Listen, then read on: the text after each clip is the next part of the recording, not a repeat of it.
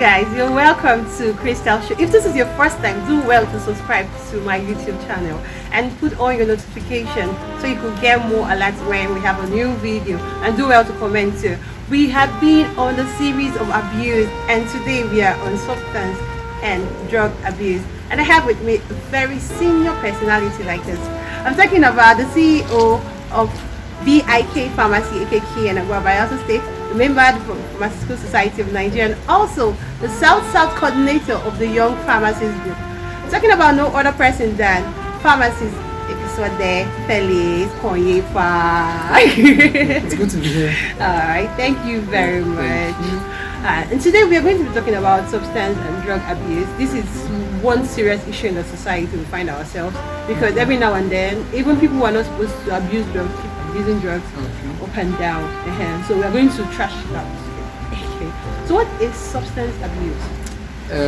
Okay, substance abuse is basically using a particular item, substance, in this case drug, for an intent that it's not supposed to use for. Okay. For example, you're supposed to use a particular drug, maybe for headache, and now you're using it because of the other effect you're getting from the drug and not for its original effect. So that's you abusing that substance of drug abuse. Okay, thank God you have mentioned substance or drug abuse. Now, there's a difference between substance and drug abuse. Please clarify us on that. Substances might not be drugs. Not all substances are drugs, but drugs are drugs because they are biologically supposed to correct the body system, either treat a disease or correct a body system or recreate tissues. So that's what drugs are for. But substances can be, let's assume, maybe chewing gum or something. They are all substances. So not all substances are drugs, but all drugs are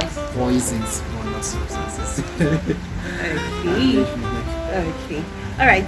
But we have, would I call them drugs or substances? We have drugs that are abused, and can we get them? Okay, a lot of them. I won't start from the hierarchy. Let me put it that way: from cocaine to heroin to tramadol, rohypnol. A lot of them. A lot. Now they are beginning to. Youths are beginning to turn to blood and cough syrups that have diphenhydramine or alcohol content in them. An example is the Oreptal that I talked about that contains over 15% of alcohol in it. So that's what people are beginning to they are beginning to delve into as drugs that they are abusing because of what they get from the substance and drugs they get. Okay. So signs and problems of people taking this. Okay, signs and symptoms, a lot of them, but we'll start from disorientation. People begin to feel like they are not themselves, they are not normal. To start with, they begin to feel inferior. They don't want to be where their peers are. And also, a lot of persons that use the injectable type of it, you have scars and seizures and you have injuries on your hand, but you really don't care because you get what you get because you're getting it. So infections, and most times distorted mouths, salivas everywhere, and also hiding from public gatherings. That's one of the signs you know that this person is into something and he doesn't want people to know. So these and many more, and of course the end case is better. Signs and symptoms and the end cases. Now, I don't think people feel it's a problem.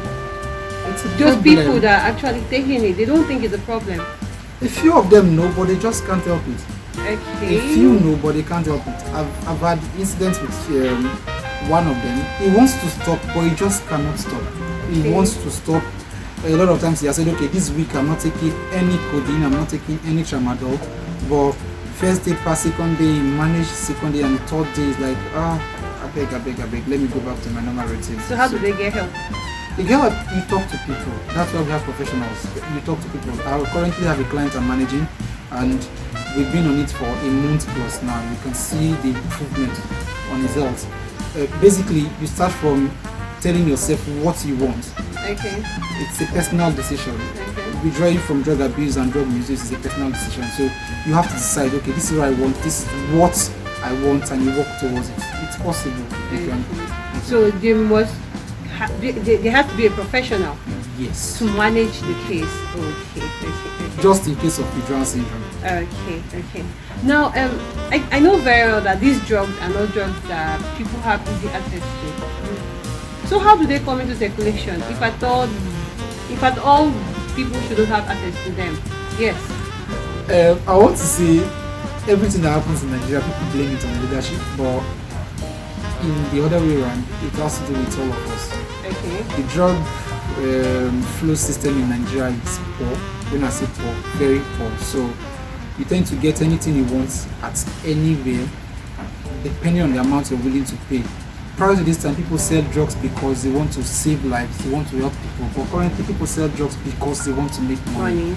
I can confidently tell you, if you have 4 cartons of tramadol now, it will take you a week to sell them off. A week to sell them off. That's to tell you that you have the market, just provide them.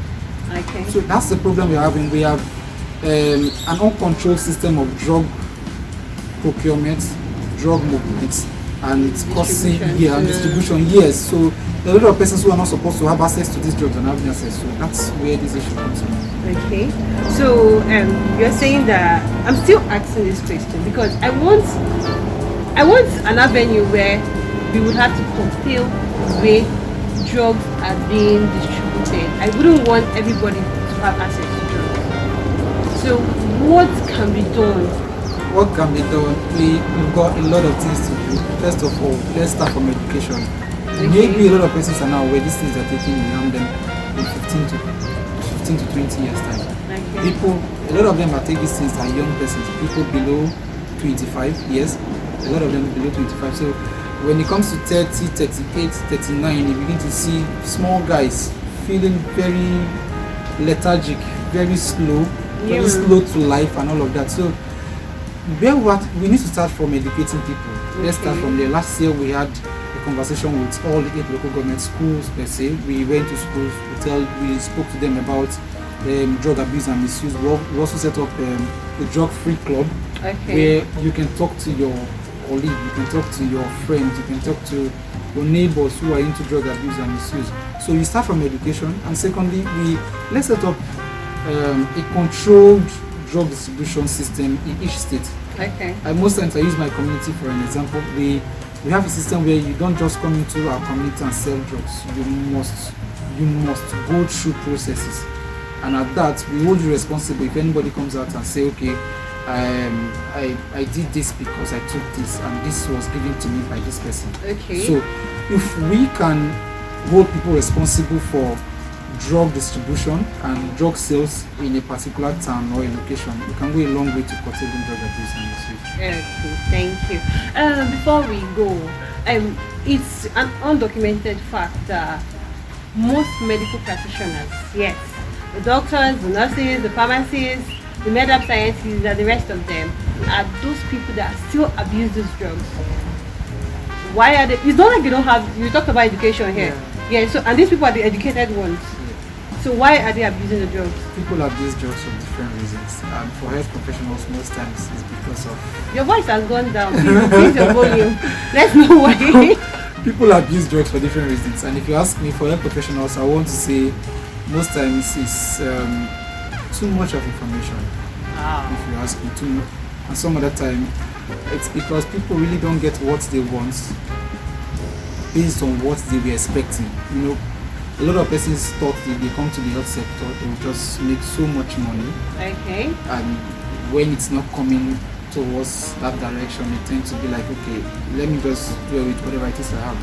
And thirdly, if you notice, all health professionals have little or no social life. Okay. A lot of them, it's from school to hospital, from hospital back to the house. After graduation, you go back to hospital, to the house, to lab, to the house, to the pharmacy, to the house. People really don't have that part of life where, others just enjoy themselves. It's more of you taking care of others from your teens till you retire. So when they have the slightest opportunity to feel these things that other people feel, they want to get more. Explore. Yes, they want to explore, they want to get more. And that's where it comes in. It's not like they are not aware of the dangers, but it's difficult for them because they are health professionals and people look up to them. And so they have to, people hide.